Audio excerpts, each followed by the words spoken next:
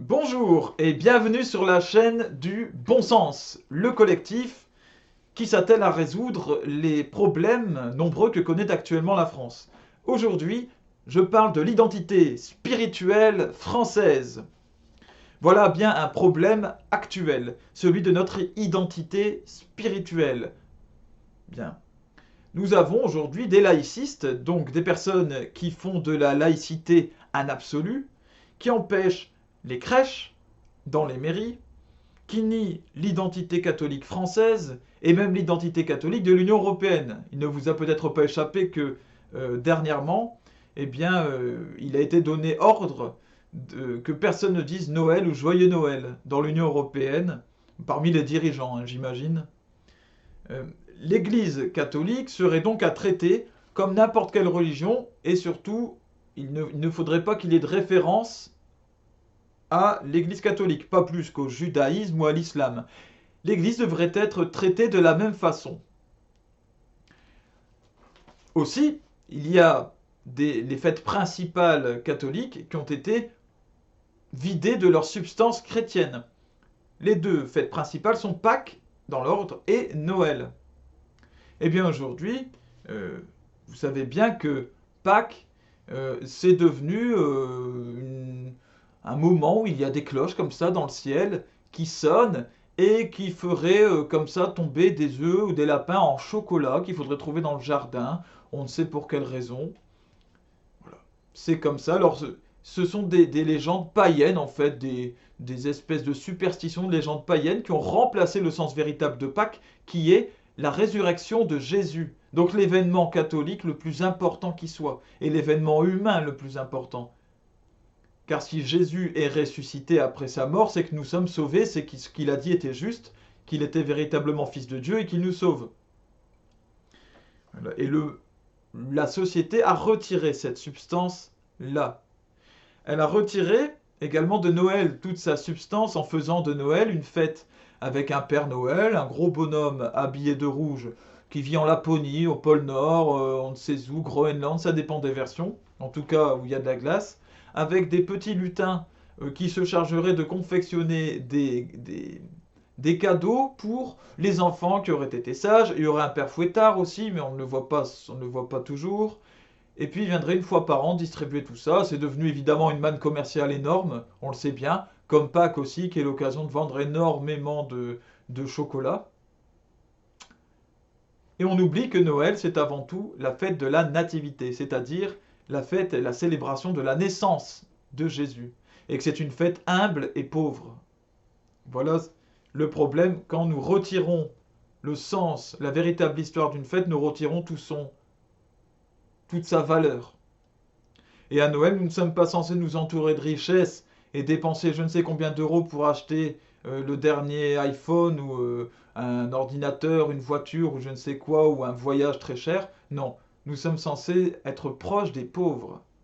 Voilà ce qui est censé se passer, car ce jour-là, Jésus est venu pauvrement, humblement sur terre. Dieu lui-même est venu dans un pauvre homme. Voilà tout le sens de cette fête.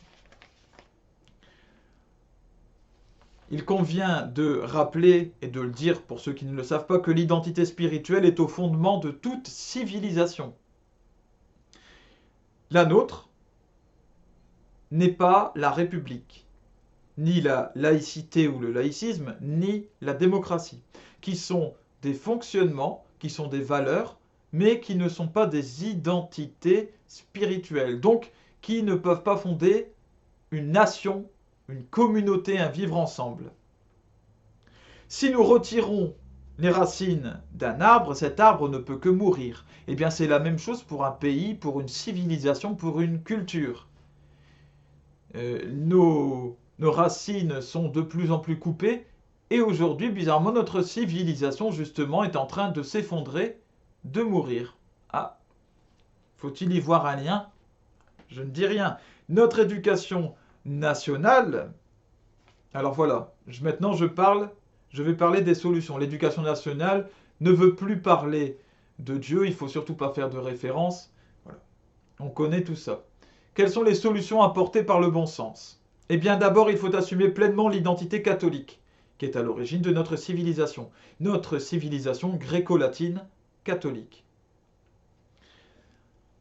Notre éducation nationale doit apprendre les valeurs catholiques, la Bible, les saints, non pas chercher à faire du prosélytisme, c'est-à-dire non pas chercher à faire des gens qui vont aller à l'église, des petits chrétiens, chercher avant tout à transmettre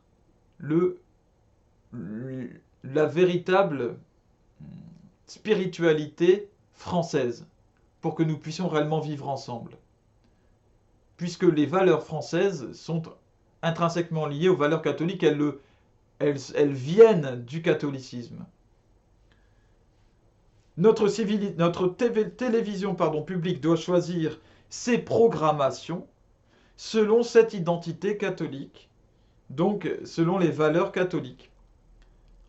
Ce qui ne correspond pas aux vertus catholiques, ce qui correspond plutôt aux vices qui sont défendus par l'Église, eh bien, doit être refusé. Au contraire, il faut promouvoir ce qui montre la vertu catholique. Nos villes doivent garder les traditions, les fêtes catholiques, donc les jours fériés également, qui ne sont pas seulement des jours pour faire tout et n'importe quoi, se reposer, dormir, etc.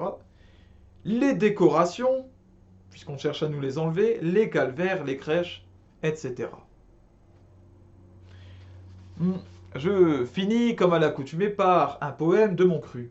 Fille aînée de l'Église, une seule communauté chez nous, un seul grand drapeau qui unifie tout, celui de la France, éternellement, fille aînée de l'Église de tout temps.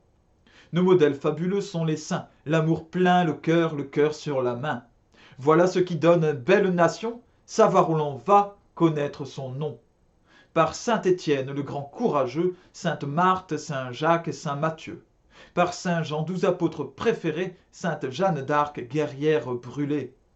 Saint Jean Bosco, éducateur des rues, les saints martyrs que l'on hait, que l'on tue. Saint Jean-Marie Vianney, roi des prêtres, les bons gentils, victimes des traîtres. Par saint Albert et tous les bienheureux, sainte Thérèse, enfant de Lisieux, sainte Mechtilde qui pense aux défunts, sainte Ernestine et saint Maximilien. Par ceux qui sont nos puissants exemples, phares dans nos nuits, chers de nos temples, que nous prenions route vers le salut, montrant la voie à tous les gens perdus. La France catholique, pour toujours, promet à l'avenir les plus beaux jours. Loin des artifices et faux semblants, fille aînée de l'Église au présent. Que Dieu vous bénisse, vive la France!